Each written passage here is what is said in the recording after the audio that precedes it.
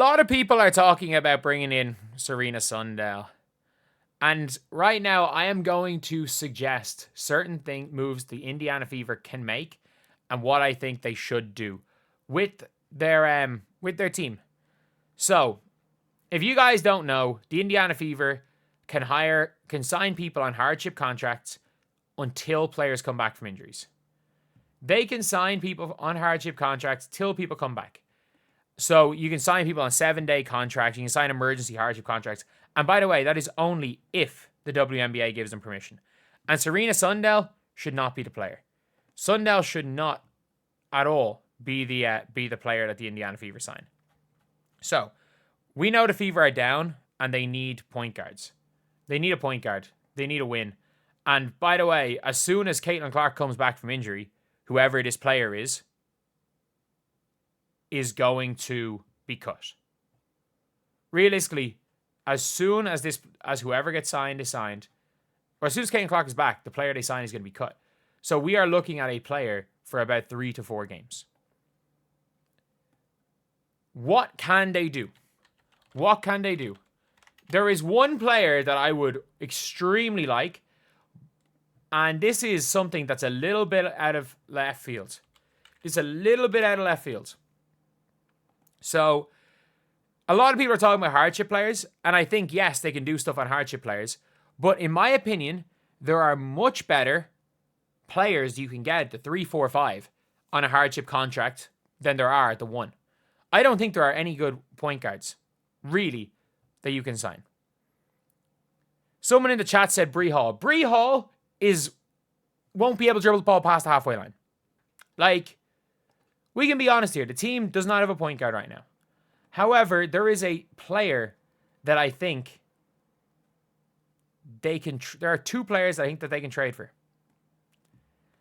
And you go to the Golden State Valkyries. So the Valkyries have a bit too much depth. So you look at the Golden State Valkyries, and you look at... where's the team? Roster. If you look at the Valkyries guard depth, they are starting right now. They're starting... is Carla Late start or does Julie Van Loo start? One of those 2 starts, the other comes off the bench. Veronica Burton plays point quite a bit. Tiffany Hayes is currently injured. When Tiffany Hayes comes back, their guard depth is going to be Hayes, Late, and Burton as their like main 3, with Salone who can slide down a guard and a bunch of others that can slide down to 2. And Chechi Zandalasini who can slide down to 2 if needed. That is their depth at the point guard position. Or at guard position, whether it be 1, 2. They don't have that much depth as far as bigs are concerned. They have Monique Billings, Kiara Linskins, who's okay. They got Temi, and they got... that's it. Like, they're playing Talbot at the 4 or 5 at times. They're playing Kayla Thornton up a position. I've seen Janelle Salone play the 5 at times. So they've got 3. And Linskins doesn't really play.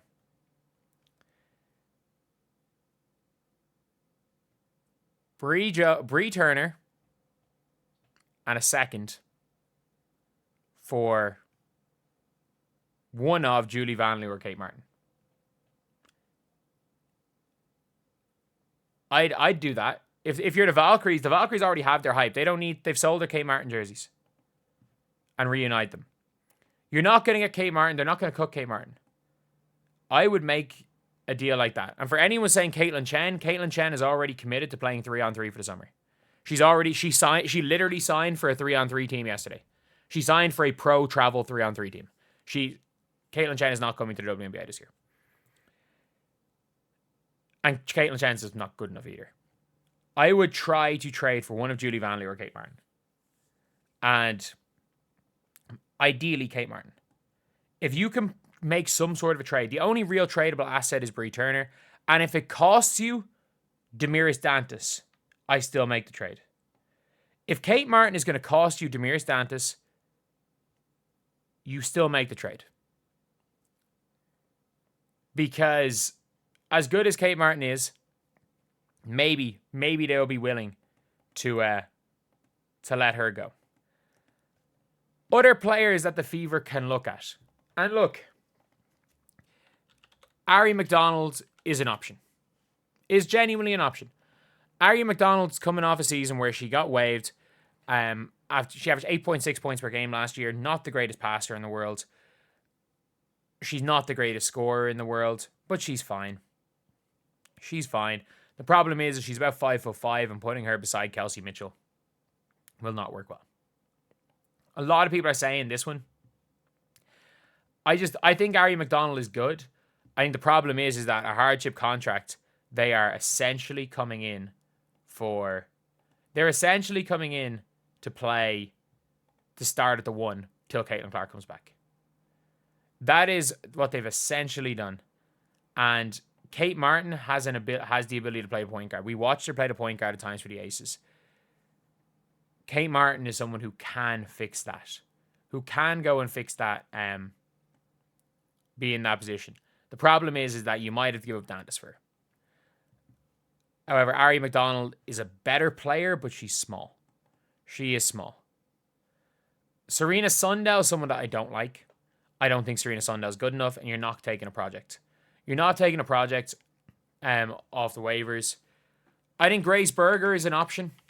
I think Grace Berger is probably the best option because of how the team's trying to play. Grace Berger, on her career, is like 4 point per game. She's, again, she shot 46% from 3 for her career. Like, that is crazy.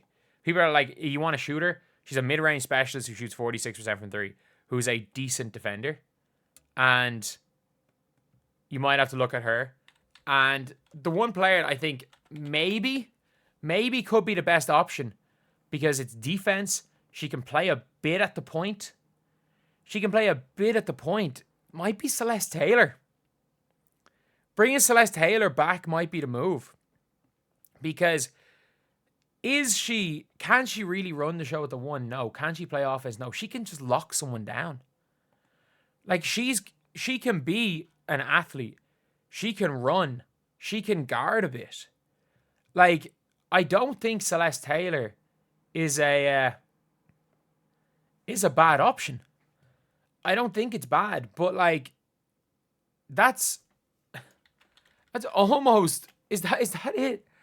Like, is Celeste Taylor the best two options in my opinion? Because at least Celeste Taylor is tall enough to play beside Kelsey and can guard. I can't believe when I say this.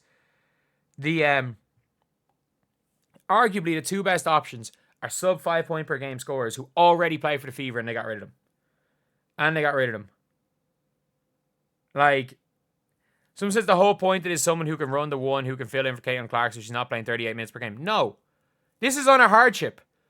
Everyone other than Kate Martin is on a hardship. They're there to play 38 minutes per game for the next week and a half.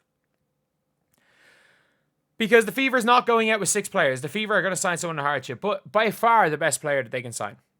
By far the best player they can sign is Kennedy Carter. Like, come on. Like, Kennedy Carter is without doubt the best player they can sign. Without doubt. But she's not going to go. So it'll be Celeste Taylor. Celeste Taylor sucks. Like,